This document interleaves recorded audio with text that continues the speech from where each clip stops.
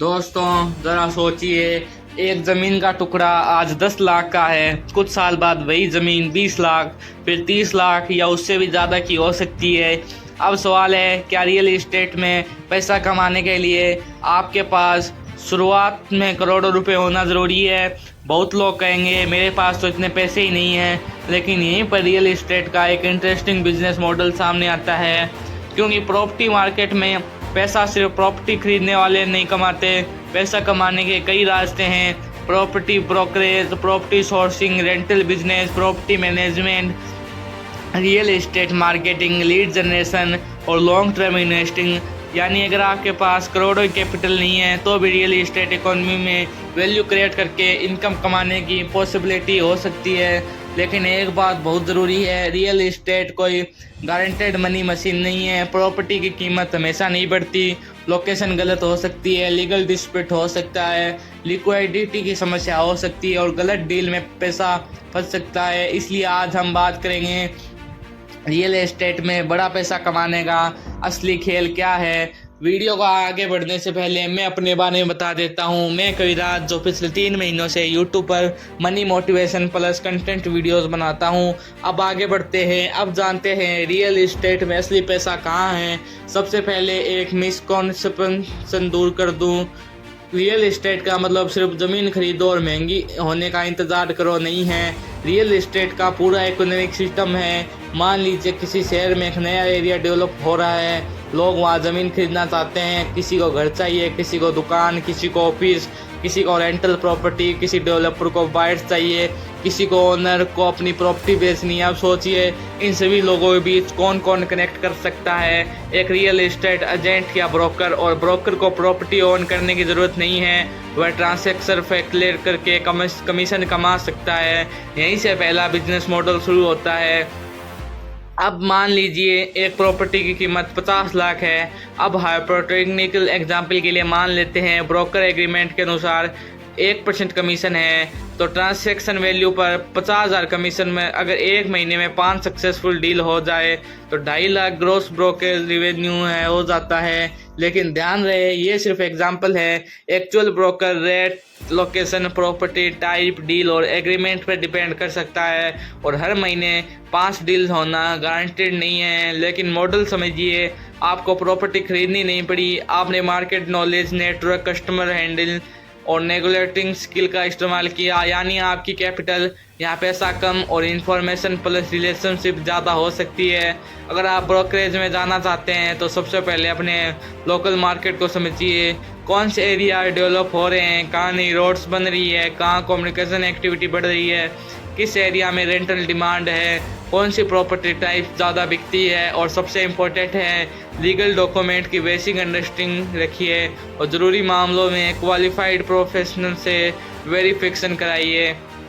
अब जानते हैं प्रॉपर्टी सोर्सिंग के बारे में। अब ब्रोकरेज से एक कदम आगे, मान लीजिए एक इन्वेस्टर कहता है मुझे ऐसी प्रॉपर्टी चाहिए जो मार्केट प्राइस के मुकाबले रिजनेबल हो और जिसका लीगल स्टेटस क्लियर हो। लेकिन इन्वेस्टर के पास हर प्रॉपर्टी खोजने का समय नहीं है। यहीं पर आता है प्रॉपर्टी सोर्सिंग। आप मार्केट में प्रॉपर्टीज आइडेंटिफाई करते हो, ओनर से बात करते हैं, बेसिक इन्फॉर्मेशन कलेक्शन करते हैं, लोकेशन कंपेयर करते हैं और इंटरेस्टेड बायर तक अपॉर्चुनिटी पहुंचाते हैं। आपका पैसा कहाँ से आता है? अगर आपको बायर या सेलर के बीच लीगल और ट्रांसफरेंस एग्रीमेंट है तो सोर्सिंग या ब्रोकरेज फीस हो सकती है। लेकिन यहाँ एक गोल्डन रूल है, प्रॉपर्टी की क्वालिटी के बारे में झूठे क्लेम्स मत करो। ये प्रॉपर्टी अगले साल डबल हो जाएगी, ये गवर्नमेंट अप्रूव्ड है, या हाईवे पक्का बनेगा, ऐसी बातों को बिना वेरीफाइड एविडेंस के मत बोलिए। रियल एस्टेट में रेपुटेशन बहुत बड़ा एसेट है। एक गलत डील आपकी पूरी क्रेडिबिलिटी खराब कर सकती है। अब समझते हैं रियल एस्टेट लीड जनरेशन क्या है। अब आते हैं डिजिटल तरीके पर। आज लोग प्रॉपर्टी खोजने के लिए इंटरनेट का इस्तेमाल करते हैं, Google, YouTube, Instagram, property portals, local Facebook group और दूसरे डिजिटल प्लेटफॉर्म्स। अब सोचिए अगर आप किसी स्पेसिफाइड सिटी या एरिया में प्रॉपर्टी रिलेटेड ऑडियंस बना ले तो आपके पास लीड्स आ सकती है। उदाहरण के लिए इस एरिया में 20 लाख के अंदर ज़मीन, इस शहर में अफोर्डेबल होम, इस लोकेशन में रेंटल प्रॉपर्टीज़। अगर आप यूट्यूब चैनल या वेबसाइट बना सकते हैं, लोग इन्फॉर्मेशन के लिए आते हैं, फिर इंटरेस्टेड बायर अपनी इंक्वायरी सबमिट कर सकता है। अब अगर आप लाइसेंस लीगली कंप्लेंट बिजनेस के साथ ट्रांसपेरेंट अरेंजमेंट में काम कर रहे हैं तो क्वालिफाइड फ्लीट्स के लिए कम्युनिकेशन अरेंजमेंट हो सकता है। मान लीजिए हाइपोथेटिकल एग्जांपल में एक क्वालिफाइड फ्लीट की वैल्यू 500 रुपये है, तो 100 जीनियस लीड्स की 50,000, 200 लीड्स की 1,00,000। लेकिन फिर से ये सिर्फ एग्जांपल है, लीड्स की एक्चुअल वैल्यू मार्केट और कन्वेंशन पर डिपेंड करेगी। और सबसे ज़रूरी बात है, फेक लीड्स बनाकर पैसे मत कमाइए। रियल एस्टेट में जेन्युइन बायर की ज़रूरत होती है। अब समझते हैं प्रॉपर्टी मैनेजमेंट को। अब एक ऐसा बिजनेस जिसे लोग अक्सर इग्नोर कर देते हैं, प्रॉपर्टी मैनेजमेंट। मान लीजिए किसी व्यक्ति के पास 5 फ्लैट्स है लेकिन वह दूसरे शहर में रहता है। उसे चाहिए rent collection, rental coordination, maintenance, electricity, water coordination, property inspection, cleaning और छोटे रिपेयर्स का मैनेजमेंट।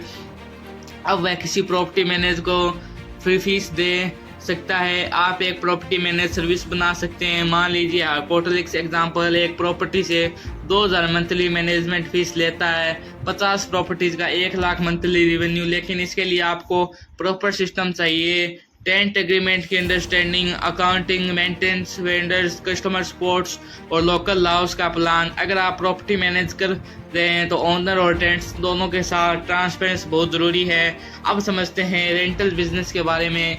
अब आते हैं ट्रेडिशनल मॉडल पर, रेंटल इनकम।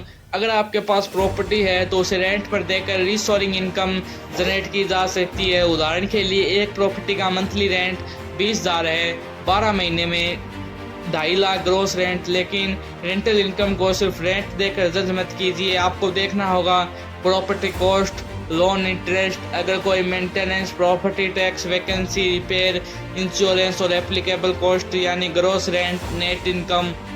अब रेंटल बिजनेस का दूसरा मॉडल भी हो सकता है, आप प्रॉपर्टी ओनर नहीं है लेकिन लीगल परमिशन और एप्लीकेशन आर्ग्यूमेंट के तहत प्रॉपर्टी मैनेजमेंट या ऑपरेटिंग मॉडल के जरिए सर्विस प्रोवाइड करते हैं। इसमें लोकल लॉ और लैंडलॉर्ड एग्रीमेंट्स का पालन बेहद ज़रूरी है। अब बात करते हैं उस मॉडल की जिसे ज़्यादातर लोग रियल एस्टेट से जोड़ते हैं, वो है प्रॉपर्टी इन्वेस्टिंग।